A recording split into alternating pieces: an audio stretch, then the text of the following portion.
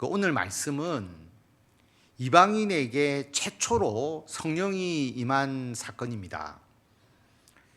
우리가 하나님의 택한 백성이라고 많이 말하잖아요. 이스라엘을 이야기할 때 하나님께서 택한 백성이다.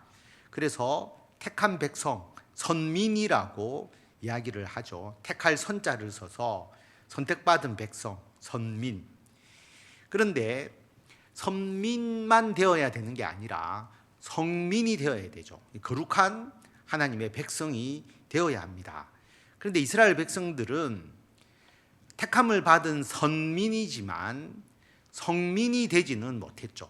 거룩한 백성이 되어서 그렇게 살지는 못했습니다. 그럼에도 불구하고 그들이 택한 백성이냐? 택한 백성은 모두가 다 거룩한가? 그렇지는 않죠. 택함을 받은 자들 중에서도 악한 자가 있습니다. 예를 들어서 우리 자녀들이 여러 명이라고 보면 우리 자녀들은 모두 착한가? 훌륭한 부모에게서 태어났는데 훌륭한 부모에서 태어난 자녀가 모두가 다 착한가? 아닐 수도 있잖아요. 이스라엘이 하나님의 선택을 받았다고 이스라엘 백성들이 모두 선하고 거룩한 사람은 아닐 겁니다. 택함을 받았다는 것은 선택을 받았다는 것이잖아요. 아브라함을 택하시고 그 후손을 통해서 하나님의 나라 이스라엘을 이루게 하셨습니다. 이스라엘 나라를 위해서 선택된 사람들이죠. 그럼 이스라엘 나라는 어떤 나라인가? 하나님의 말씀대로 살아가는 나라. 하나님의 말씀을 법으로 삼아서 그 법에 의해서 통치되는 나라. 하나님의 말씀을 보존하는 나라. 이 보존을 책으로만 보존할 것 같으면 책을 써서 아무도 손이 닿지 않는 곳에 은밀하게 보관하면 하나님의 말씀이 보존이 되겠죠. 그런데 하나님은 그렇게 말씀이 보존되는 것을 원하시는 게 아니죠. 그렇게 하려면 숨겨놨을 겁니다. 그렇지 않고 하나님의 말씀을 실제로 적용하고 실천하면서 그 말씀을 보존하는 나라. 그러면 하나님의 말씀이 뭐냐? 그 말씀 중에 핵심이 뭐냐? 예수님을 통한 구원이죠. 메시아 예수님이 오심을 기다리는 나라. 예수님께서 오셔서 우리를 구원하도록 준비된 나라. 그래서 이 일을 위해서 택함을 받은 백성, 이스라엘 백성들입니다. 그들은 택함을 받았을 뿐이지 그들이 거룩한 백성은 아니죠. 오히려 하나님의 통치의 대상이 되니까 그들은 더 엄격하게 그들의 죄에 대해서 꾸중도 받고 질책도 당하고 교육을 받았습니다. 예를 들면 어떤 학교가 방과 후 교실, 그 활동 시범 학교로 선정이 되었다라고 하는 거죠. 그러면 그 학교는 방과 후 프로그램을 계속 해야 합니다. 그 학교가 방과 후 활동을 잘해서 선택된 게 아니고 교육청에서 그냥 선발한 거거든요. 선발되었으니까 다른 학교는 방과 후 프로그램 없이 일찍 다 하교를 하는데 이 학교 학생들은 유독 방과 후 활동을 열심히 해야 하는 거죠. 그것과 유사합니다. 그렇기 때문에 하나님께 선택되었다는 것이, 이스라엘 백성들이 하나님의 택한 백성이라는 것이 하나님께서 오직 이스라엘 백성들만 구원하는 것이다. 그건 아니라고 하는 것이죠.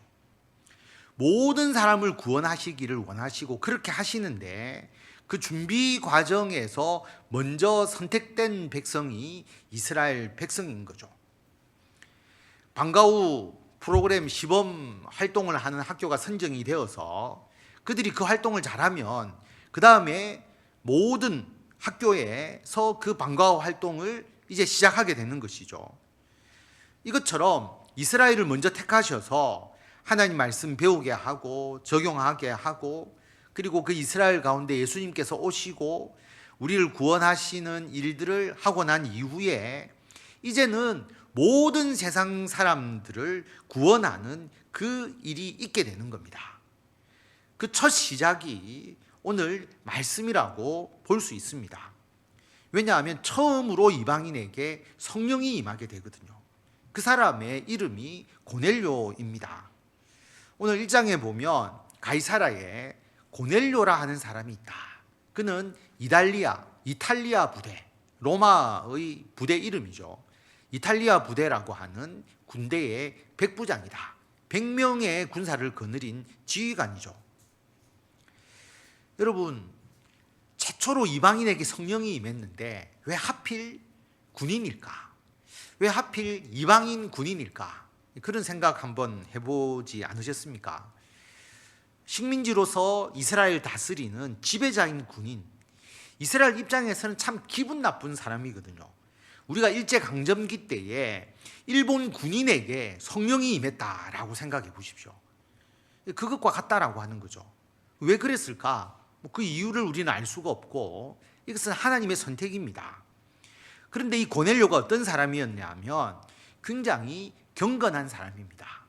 온 지방과 더불어 하나님을 경외하고 백성을 많이 구제하고 하나님께 기도하는 사람이죠. 지배자로 이 땅에 왔지만, 이스라엘 땅에 왔지만 이스라엘 백성들이 믿는 하나님을 자기도 믿고 그 하나님을 따르는 사람이었음을 알 수가 있습니다.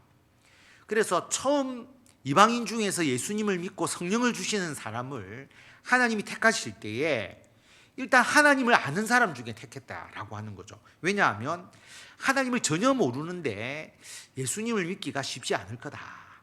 물론 하나님과 예수님을 동시에 받아들이는 사람도 있죠. 아예 이방 백성들이 하나님을 믿지 않고 우상을 섬기다가 하나님도 믿고 예수님을 믿도록 그렇게 될 수도 있었겠지만, 하나님을 알고 하나님을 믿는 자가 예수 그리스도를 영접하기가 더 낫고 더 쉬웠고 또 그게 필요했기 때문에 하나님께서 이 고넬료를 택하셨다라는 것을 알 수가 있고, 그리고 이 고넬료는 믿음이 좋은 사람이고 그리고 성품도 좋은 사람이다 라는 것을 알 수가 있죠. 구제하고 그리고 기도하고, 그냥 구제한 것도 아니고 많이 구제했다라고 그렇게 나와 있는 걸로 봐서 진짜 이스라엘 백성들에게 굉장히 신망이 있는 그런 군인이었음을 알 수가 있습니다. 신앙생활 참 잘하는 사람이죠. 그런데 예수님을 모르는, 예수님을 믿지 않는 그 고넬료였습니다. 그런데 이 고넬료에게 하나님의 사자, 천사가, 지금 베드로가 욥바라고 하는 곳에 있는데 그 베드로를 자기 집으로 초청해라 라고 하는 그 말씀을 듣게 됩니다. 고넬료가 기도하는 자이기 때문에 천사를 통해서 하나님께서 고넬료에게 명령하실 수 있는 거죠. 그렇지 않다면 어떤 방법으로 고넬료에게 베드로를 청하라고 할 수가 있겠습니까? 사람의 힘으로 전하면 하나님의 뜻인 줄 모르잖아요. 그래서 고넬료가 기도하는 중에 하나님께서 천사를 통해서 베드로를 청하라라고 하는 그 말씀을 주시게 됩니다. 그래서 고넬료가 그 욥바라고 하는 그곳에 베드로를 초청하기 위해서 자기 사람을 보냅니다. 그런데 여러분, 베드로가 이방인인데 이 고넬료가 사람을 초청해서 오라고 한다고 냉큼 베드로가 갈 수 있겠습니까? 안 가죠. 왜냐하면 이때만 해도 이방인은 부정하다라고 하는 그 생각이 유대인들에게 있었거든요. 그리스도인들도 당연히 이때는 다 유대인만 그리스도인이니까 유대인들의 그 율법의 전통에 의해서 이방인은 부정하다는 생각을 가지고 있었던 겁니다. 여러분, 왜 부정하겠습니까? 하나님이 음식을 먹지 말라고 했는데, 돼지고기 안 먹어야 되는데 유대인들은 안 먹는데 이방인들은 돼지고기를 먹는다라고 하는 거죠. 집에 가서 그릇에라도 부딪혀 보세요. 돼지고기를 담았던 그릇에 내가 닿으면 부정해지는 것이고, 우리가 레위기를 묵상하면서도 보았지만 집에 있는 곰팡이도 부정하다고 생각하고 옷에 낀 곰팡이도 부정하다고 생각하고 물로 씻고 해야 되는데, 이방인의 집에 그 곰팡이를 다스리지 않아서 그 곰팡이 그것을 이제 자기 몸에 접촉하게 되면 또 부정하게 되는데 그걸 모르면 또 안 되잖아요. 그 다음에 유대인들 율법에 의해서 부정한 벌레가 죽은 시체도 손에 닿지 않으려고 하는데 이방인들 집에 그게 있을 수 있잖아요. 그 다음에 이방인이 사람이나 또는 가축의 시신에 접촉한 사람인 줄 어떻게 알아요? 유대인들은 그렇게 하면 접촉을 끊고 물로 씻고 자기가 정결의식을 행하는데, 이방인들은 다도 전혀 문제없게 생각하니까 그런 사람하고 접촉했다가 같이 음식이라도 먹었다가 그 집에 들어갔다가 부정이 자기에게 전염된다고 생각하기 때문에 아예 이방인과의 접촉을 하지 않았다라고 하는 것이죠. 이해가 잘 안 될 수도 있는데, 여러분 TV 프로그램 같은 데 보면 인도의 겐지스 강에 모욕하고 그물도 먹고 옆에는 그것도 사람 화장도 하고 그거 보잖아요. 근데 그 사람들은 그 겐지스 강이 아주 거룩하다고 생각하기 때문에 거기서 물로 몸을 씻고 빨래도 하고 시신도 태우고 그 다음에 물을 길어다가 먹기도 하지만, 우리 입장에서 보면 도저히 부정해 보이고 더러워 보이고 위생적이지 않게 보여서 우리는 그렇게 못하잖아요. 똑같습니다.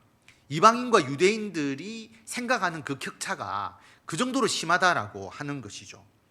그래서 이스라엘 사람들은 이방인과 접촉을 안 했거든요. 베드로도 지금까지 그렇게 생각했습니다. 그런데 베드로가 기도할 때에 하나님께서 환상을 보여주십니다. 어떤 환상이냐면 하늘이 열리면서 한 그릇이 내려옵니다. 이 그릇이 보자기 같은, 보자기 내 귀퉁이가 메어져서 이렇게 움푹하게 파져 있는 듯한 그런 보자기 같은 그릇이 하늘에서 내려오는 겁니다. 그런데 그 그릇 안에 땅에 있는 각종 네 발 가진 짐승, 네 발 가진 짐승 중에는 먹지 말라고 하는 짐승도 있을 거 아니겠습니까? 있죠. 그 다음에 기는 것은 여러분 99.9%가 다 부정하거든요. 그런데 기는 것이 있고 공중에 나는 것 대부분이 다 부정하죠.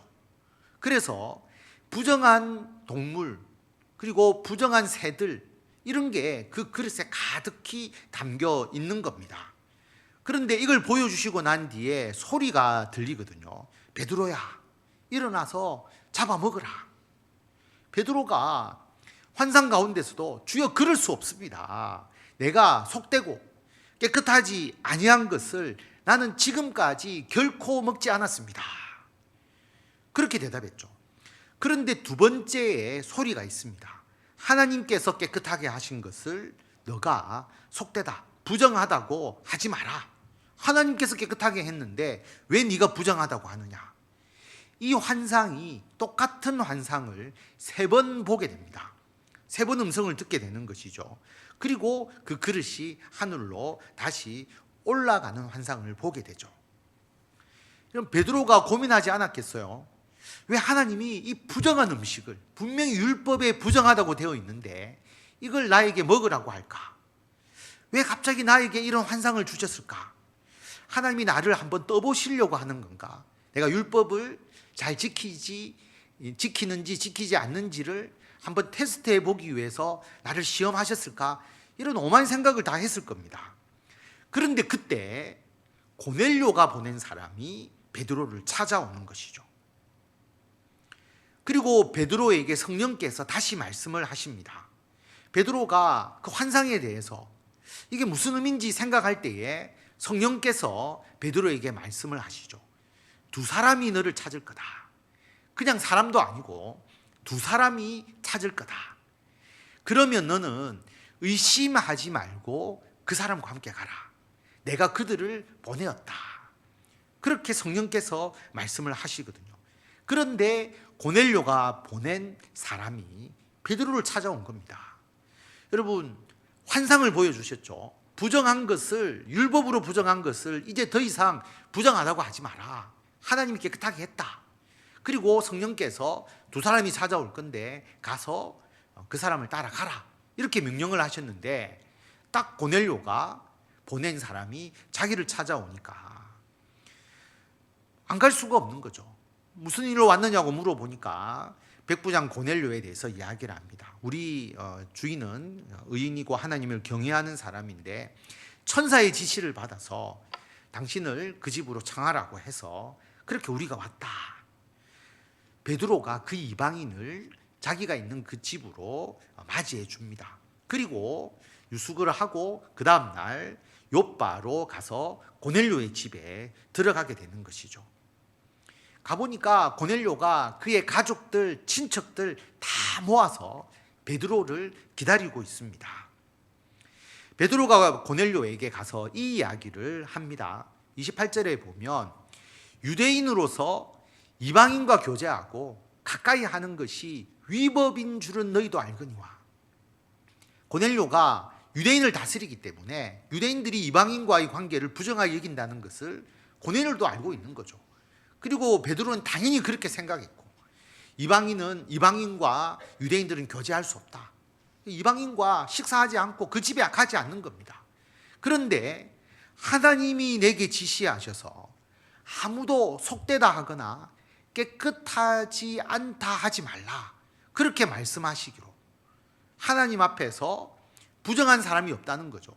이방인 부정하지 않다, 속되지 않다, 깨끗하지 않는 것 아니다. 그래서 부름을 사양하지 않고 내가 왔다라고 그렇게 말합니다. 그러면서 무슨 일로 나를 불렀느냐 그렇게 물어보죠. 이 고넬료가 자기에게 있었던 일을 이야기를 합니다. 베드로는 자기에게만 하나님이 말씀하신 줄 알았는데 고넬료의 이야기를 듣고 보니까 고넬료가 자기가 기도할 때 환상을 본 얘기, 그리고 베드로를 청하라 라고 하는 그 얘기를 베드로에게 해주면서 우리는 주님께서 당신에게 명령하신 모든 것을 듣고자 합니다. 하나님께서, 주께서 당신에게 명하신 것, 베드로에게 이야기하신 게 뭔지를 우리는 듣고 싶습니다. 하나님을 믿었지만 예수 그리스도에 대한 복음을 듣지 못했기 때문에 하나님께서 당신에게 명하라고 하신 것 우리가 듣기 위해서 다 하나님 앞에 있습니다. 그렇게 고백하죠. 그래서 베드로가 그때 이런 말을 합니다. 내가 참으로 하나님은 사람을 외모로 보지 아니하신다. 각 나라 중 하나님을 경외하며 의를 행하는 사람은 다 받으시는 줄 깨달았다. 지금까지 베드로는 이방인에 대한 편견을 가지고 있었거든요. 이스라엘 백성들만 선택된 사람들이고 선택받은 것을 자신들만 거룩하다고 생각한 겁니다. 잘못 생각한 거죠. 우리는 선택받았고 우리는 거룩한데 이방 사람들은 부정하다, 그렇게 생각을 했는데 그것이 잘못되었다. 하나님은 사람을 외모를 보지 아니하신다. 하나님을 경외하고 의를 행하는 사람은 모두 다 받으신다. 왜냐하면 이방인인 고넬료를 하나님께서 선택하셨음을 베드로가 알았기 때문이죠. 그래서 베드로가 그들에게 복음을 전합니다. 세례 요한의 세례로부터 시작해서 그 다음에 하나님께서 예수님에게 성령을 주셔서 마귀에게 눌린 모든 사람을 고치신 사건들, 십자가의 죽음, 예수님의 부활, 그리고 다시 살아나셔서 이스라엘 백성 제자들에게 나타나신 것, 그리고 산자와 죽은 자의 재판장이 되신 예수 그리스도, 그리고 예수님의 이름을 힘입어서 죄사함을 받는다. 그 복음의 진술을 그 고넬료의 집에 모여 있는 고넬료와 그 가족들에게, 친척들에게 말씀을 전합니다. 그런데 베드로의 말씀을 듣는 중에 고넬료와 그 가족들에게, 듣는 모든 사람에게 성령이 임하게 되죠. 여러분, 어떻게 임할 수 있었느냐? 고넬료의 가족이 예수님에 대한 말씀, 베드로가 전한 그 복음을 듣고 믿었기 때문입니다. 예수님을 믿었기 때문이죠. 예수님을 믿는 자에게 성령이 임하는 겁니다. 성령이 임하는 것을 보여주고, 야, 너희들 이렇게 임하는 게 성령이니까 너희 받아들일래 말래, 이게 아니고, 성령은 보여주기 식으로 임하는 것이 아니고요, 예수님을 구주로 고백할 때 임하는 겁니다. 베드로가 전한 하나님의 말씀, 예수 그리스도에 대한 복음, 상세하게 본문을 보면 나와 있는데요, 베드로가 이 예수님에 대한 복음을 전할 때에 고넬료가 이 말씀을 믿었기 때문에 성령이 말씀 듣는 모든 사람에게 내려왔다라고 하는 겁니다. 성령이 내려온 걸 어떻게 볼 수 있느냐? 보이지도 않는데 45절에 보면 베드로와 함께 온 할례 받은 신자들이 베드로와 함께 온 할례 받은 신자라고 하는 것은 유대인이죠. 신자라고 하면 그리스도인들을 말하는 거죠. 유대인 그리스도인들이 유대인들만 예수 믿고 구원받는 줄 알았는데 이방인에게도 성령을 부어주시니까 깜짝 놀란 겁니다. 이방인도 성령 받는다. 성령 받은 근거는 뭐냐? 방언을 말하는 것, 그리고 하나님을 높이는 것, 예수 그리스도를 믿고 예수 그리스도를 구주로 고백하고, 그리고 방언을 말하는 성령의 임재하심을 그들이 경험하는 것을 보고 깜짝 놀라는 거죠. 자기들만 방언하는 것이 아니라 이방인들도 방언하고 이방인들도 예수를 구주로 고백하니까 성령 받은 역사가 나타나는 것이죠. 그럼 베드로가 전도한 게 아닙니다. 예수님을 믿게 한 것 성령께서 하신 거죠. 베드로가 구원받을 사람을 선택한 게 아닙니다. 이 사람은 구원받아야 돼라고 해서 복음을 전한 것이 아니고 하나님께서 성령을 통해서 선택을 하신 것이죠. 성령이 먼저 선택하니까 베드로가 세례를 주지 않을 수가 없는 겁니다. 여러분, 이 과정을 보면 성령의 역사가 명확하게 드러나잖아요. 고넬료에게 천사를 보내어서 베드로를 초청해라 라고 말씀하시고, 베드로가 누구 집에 있다까지 말씀을 하셨거든요. 그 다음에 베드로에게는 먼저 하나님 앞에 부정하다라고 하는 그 율법적 사고를 없애 먼저 버리시고, 이방인이 초청할 때 응하도록 이야기를 하시고, 그리고 그 이방인들에게 예수님을 믿고 구원 얻는 복음을 전하게 하신 것 모두가 성령께서 하신 일이거든요. 성령의 오묘한 섭리, 성령의 인도하심입니다. 그리고 고넬료와 그 사람들이 베드로의 설교를 듣고 예수님을 믿게 하신 것도 그들의 심령에 성령께서 역사하셨기 때문이죠. 성령께서 이 고넬료를, 지배 국가인 군인인 이 고넬료를 하나님의 백성으로 선택하신 겁니다. 베드로가 선택한 것이 아니고요, 성령께서 선택하셨습니다. 이 사건을 보고 베드로가 이렇게 말하죠. 이 사람들이 우리와 똑같이 성령을 받았다. 그러므로 물로 세례를 베푸는 것을 누가 금할 수 있겠느냐. 그래서 예수 그리스도의 이름으로 세례를 베풀으라고 이야기를 합니다. 성령께서 선택을 하셨는데 어떻게 베드로가 물로 세례를 베풀지 않을 수가 있겠습니까? 이런 거하고 비슷하죠. 결혼식을 올리고 결혼식을 하고 부부가 같이 사는 겁니다. 그런데 내가 혼인신고를 합니다라고 말하면 혼인신고를 안 해줄 수가 없잖아요. 당연히 해줘야 되겠죠. 마찬가지로 하나님께서, 성령께서 선택해서 성령이 임했는데 물로 세례를 주는 의식을 안 해줄 수가 없잖아요. 나는 이방인이기 때문에 물로 세례 줄 수 없어, 그렇게 말할 수 없죠.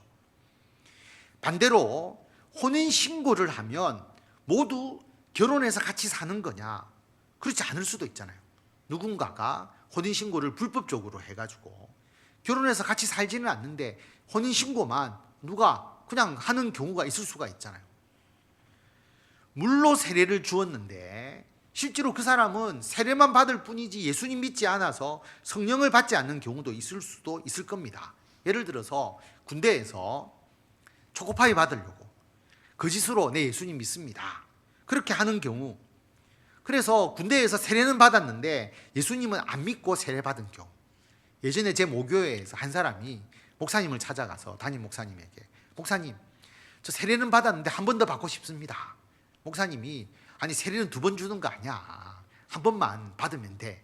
아닙니다. 그때는 군대에서 뭐 준다고 하니까, 휴가 준다 하니까, 뭐 매출 준다 하니까 자기 믿음 없이 세례를 받았는데 지금 예수님을 믿고 진짜 새로 세례를 받고 싶습니다, 그렇게 말한 적이 있었거든요.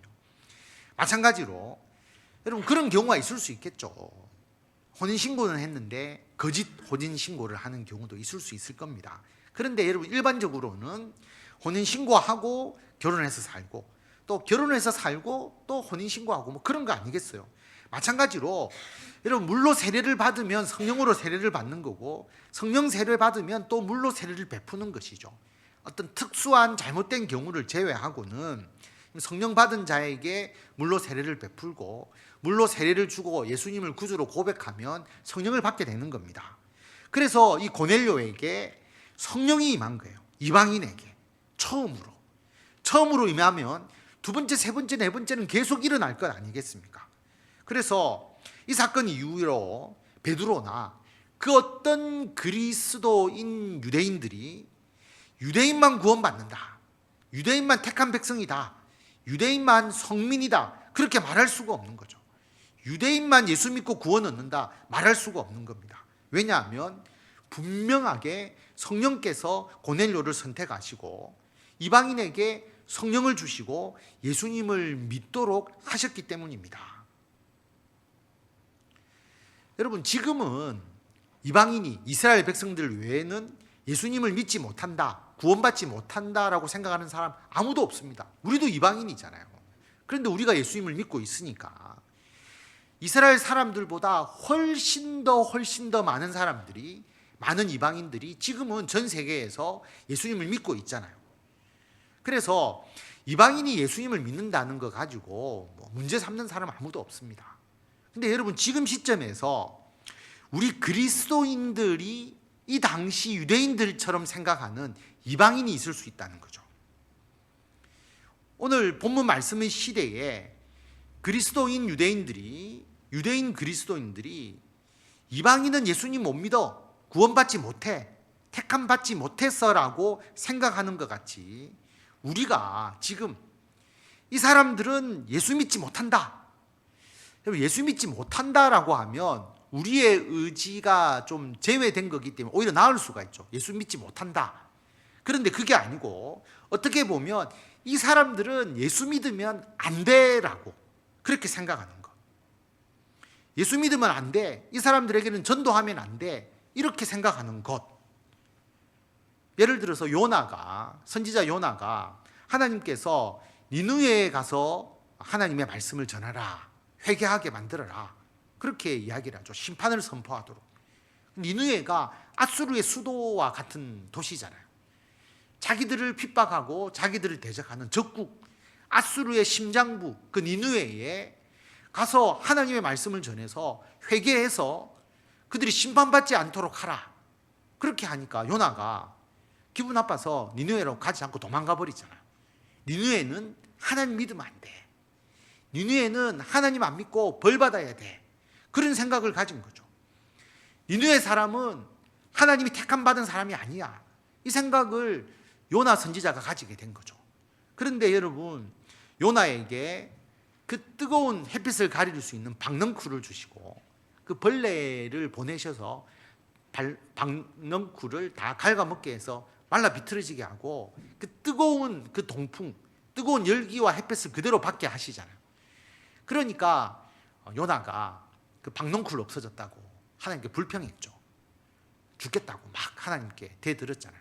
그때 하나님께서 뭐라고 말씀하셨느냐 하면, 네가 수고도 안 하고 재배도 안 하고 하룻밤에 났다가 하룻밤에 말라버린 이 박넝쿨을 아꼈는데, 햇볕 가리개로 시원하게 해주니까 이 박넝쿨을 아끼고 이 박넝쿨이 말라버렸다고 하나님께 대들고 불평했는데, 이 큰 성읍 니느웨에는 좌우를 분별하지 못하는 자, 어린아이가 12만 명이나 있다.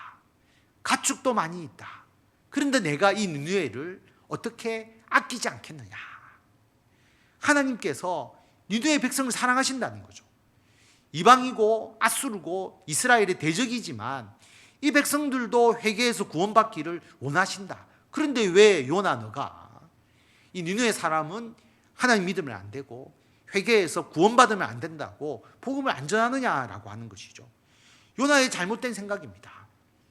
쉽게 우리에게 적용한다면, 우리가 일제강점기 때 일본에 의해서 그렇게 고통을 당했는데, 그때 그리스도인들이 일본 사람, 일본 경찰, 일본 군인은 예수님 믿으면 안 돼, 우리를 이렇게 괴롭히는데 그들이 예수 믿고 구원받으면 어떻게 하느냐, 복음을 전하면 안 돼, 그렇게 생각하는 것 같죠. 옛날에 우리가 반공 사상이 너무 투철할 때 북한에는 복음이 전해지면 안 되고, 북한 사람은 예수 믿고 구원받으면 안 되고, 북한은 심판받아야 된다라고 생각하게 된다면, 여러분, 요나와 같은 생각을 가지고 있는 것이잖아요. 그들도 예수님을 믿어야 되잖아요. 초기 예수님을 받아들일 때에 백정, 노비, 신분 사회에 있을 때 그들에게는 복음이 전해지면 안 된다라고 생각한다면 여러분 이방인에게 복음을 전하면 안 된다는 것과 같은 생각이 돼버리는 거죠. 복음이 혹 전해질지는 모르지만 백정이나 노비는 같은 이 한 공간에서 예배 드릴 수 없어 별도의 장소나 별도의 구분된 공간에서 예배 드리라고 이야기를 하는 것, 여러분 예수님을 같이 믿는 믿음을 가졌다고 볼 수가 없지 않겠습니까? 그래서 이것은 이방인에게 구원이 임하지 않는다라고 생각한 것과 마찬가지라고 되는 것이죠.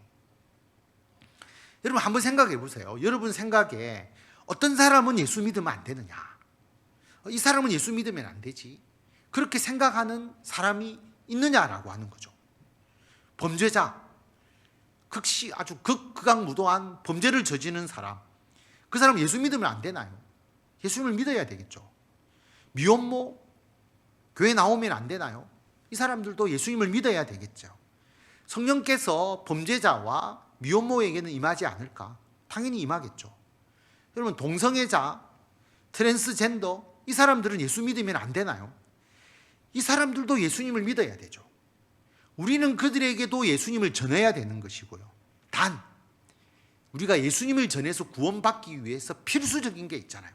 자신의 죄를 회개하는 겁니다. 그리고 그들의 삶을 예수님께로 돌아오게 해야 되는 거죠. 그런데 처음에 갑자기 여러분 복음을 받아들이고 내가 예수님을 믿겠습니다라고 한다고 해서 그 사람이 하루아침에 거룩한 사람으로 변화되는 것이 아니잖아요. 이스라엘 백성들도 수천 년 동안 하나님이 교육하고 대대로 내려왔지만 완벽하게 신앙생활을 못했는데 예수님 믿습니다라고 고백 한번 했다고 여러분 거룩한 성민으로서 변화되어 살아가는 것이 아니잖아요. 그런데 그 삶이 완벽해지라는 게 아니고 예수님을 믿고 자신의 죄를 고백해야 되고요. 그 다음에 내가 주님과 더불어서 살아가겠습니다라고 자신의 삶의 변화를 결단하는 것이 필요한 겁니다. 범죄자도 예수님을 믿고 구원받을 수 있지만 자신의 범죄를 정당화하면 안 되겠죠. 우리도 죄인이라고 고백하잖아요. 우리가 죄인이라고 고백하고 예수님을 믿잖아요. 우리가 지은 죄를 우리는 절대 정당화하지 않잖아요. 우리가 예수님 앞에 내가 죄인이라고 고백하지 않습니까? 그러므로 죄를 지은 자도 살인자도 내가 주님 앞에 큰 죄를 지었습니다라고 자신의 죄를 고백하고 회개하고 예수님을 믿는 삶으로 변화되어야 하는 것이죠. 동성애자도 자신이 죄인임을 고백하고 변화를 위한 자신의 결단이 있어야 합니다. 동성애를 축복할 수는 없는 것이죠. 그 동성애자를 예수 믿게 하고 자신의 죄를 회개하고 새로운 삶으로의 결단할 수 있도록 성령께서 역사하는 것이지 그들의 죄나 그들의 잘못을 우리가 축복해 줄 수는 없는 거죠.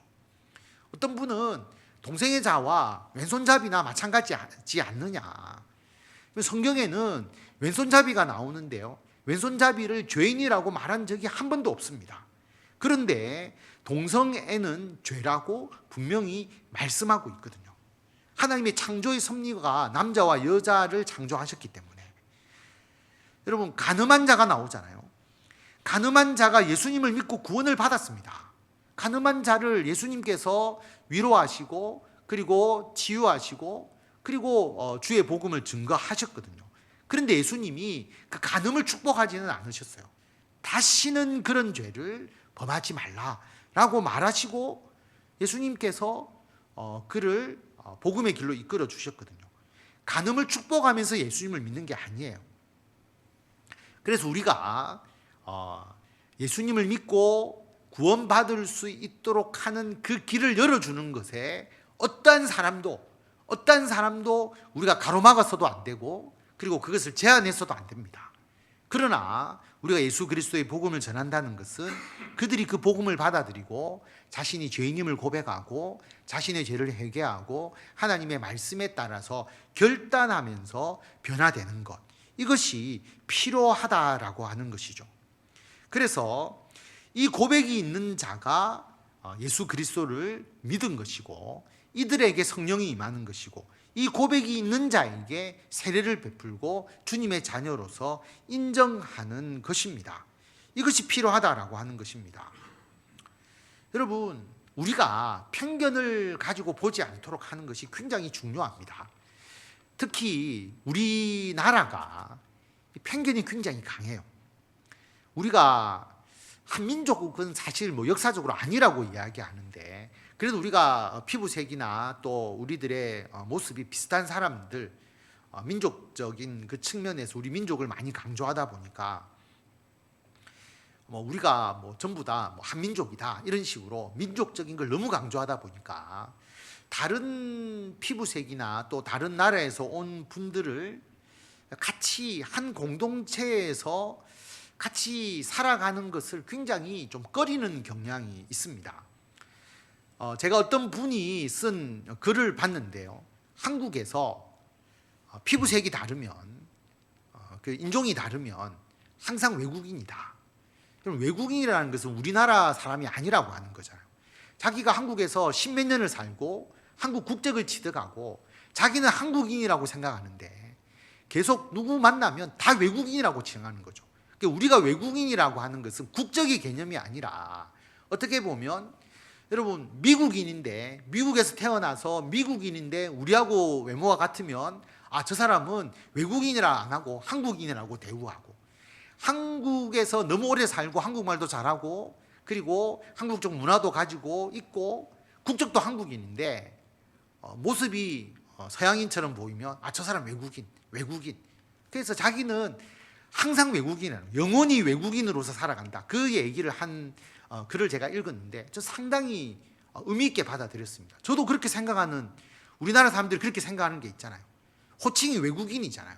서양에서 오신 분들, 또 다른 이제 인종이나 다른 그 국가의 문화처럼 보이는 그런 분들에게 다 외국인이라고 이야기를 하니까, 그래서 이 외국인에 대한 어떤 배척 의식이 있고요.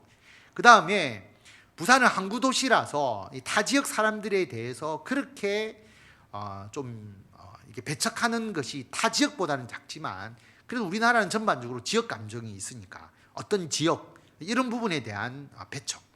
그다음에 경상도에서는 여성에 대한 이제 폄하, 다른 지역보다 특히 여성에 대해서 또 배척하는 것.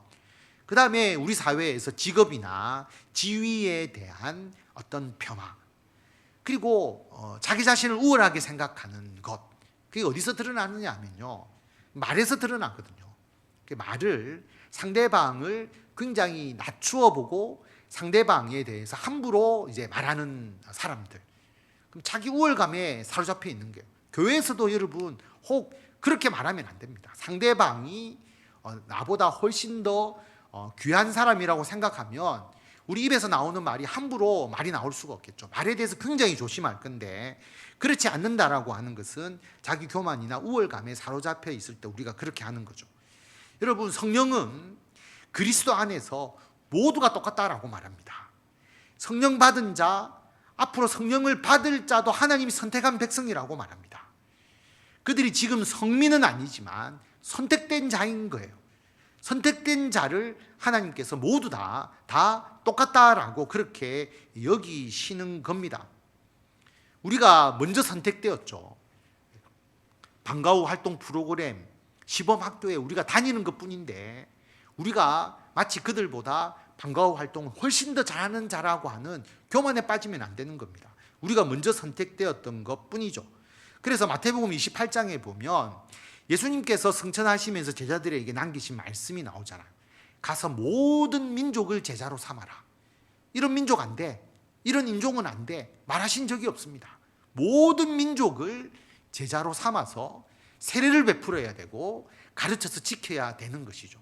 우리가 선택의 권한이 없어요. 제외시킬 권한이 없다라고 하는 겁니다. 골로새서 3장 9절에 보면 너희가 서로 거짓말을 하지 마라. 옛 사람과 그 행위를 벗어버리라. 우리는 새 사람을 입었다는 거죠. 여러분, 우리가 예전에 가지고 있었던 모든 편견, 어떤 배제한 어떤 이 모든 것이 다 우리는 사라져야 되고 새 사람을 입었는데, 자기를 창조하신 이의 형상을 따라서 지식에까지, 우리의 생각, 우리의 지식, 이것까지 모두 우리는 새롭게 하심을 받았습니다.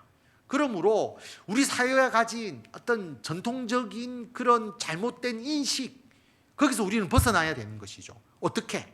바로 이어서 우리가 11절 말씀 다 같이 읽도록 하겠습니다. 거기에는 헬라인이나 유대인이나 할레파나 무할레파나 야만인이나 수구디아인이나 종이나 자유인이 차별이 있을 수 없나니 오직 그리스도는 만유시요 만유 안에 계시니라. 아멘. 여러분, 헬라인, 유대인, 할레파, 무할레파, 야만인, 수구디아인도 야만민족이거든요. 야만민족이라 할지라도, 종이라 할지라도, 자유인이라 할지라도, 여러분 어떤 직업을 가졌다 할지라도 그들이 동성애자든 범죄인은 관계없이 모두가 우리는 예수 그리스도를 믿고 구원받는 길로 인도를 해야 되는 것이고, 단 그들이 회개하고 예수 그리스도를 구주로 믿고 자신의 삶을 하나님의 뜻에 따라서 변화시키려고 결단한다면 우리가 그들이 그 길로 갈 수 있도록 이끌어줘야 되는 거죠. 어떤 제한이나 차별을 해서는 안 된다. 왜냐하면 그리스도는 만유이시기 때문이다. 만유 안에 계시는 예수 그리스도이기 때문이다. 어떤 차별도 있을 수 안 되는 거죠. 그래서 그 사람들이 이슬람을 믿든 공산주의자든 팔레스타인 사람이든 아랍 민족이든 관계없이 우리 모두는 예수 그리스도를 증거하고 그들이 성령 받은 하나님의 선택된 백성이 될 수 있도록 우리가 기도하고 그 일을 감당해야 한다라고 하는 것입니다. 우리가 선택하는 게 아니고요. 성령께서 선택을 하셨다니까요. 성령께서 함께 할 자를 우리가 배척하거나 배제하거나 차별해서는 안 된다. 우리 교회와 그리스도인들은 이 모두와 함께 해야 된다라고 하는 것을 우리가 기억하시고, 오늘 사건은 이방인에게 성령을 부어주신 것이거든요. 그 당시에 유대인 그리스도인에게는 상상할 수 없는, 어떻게 이방인에게 성령이 임하느냐. 그러나 성령께서 선택하셨다라고 하는 겁니다. 성령이 선택했는데 어떻게 물로 세례를 베풀지 않을 수 있겠느냐. 지금 우리들에게도 이 이방인과 같이 생각하는, 우리들의 문화적인 편견이나 우리들의 인식의 잘못됨으로 인하여서 구원받아서는 안 되는, 예수 믿어서는 안 되는, 복음을 전해서는 안 되는 사람이라고 생각하는 것을 다 배제하고 성령 안에서 성령께서 선택하신 그 모든 사람들을 우리가 사랑하고 그들에게 복음을 전하고 그들이 예수 그리스도를 믿고 자신이 죄인임을 고백하고 회개하고 예수 그리스도의 말씀대로 살겠다고 결단할 수 있도록 이 사명을 감당하시는 성도 여러분들이 다 되시기를 바랍니다.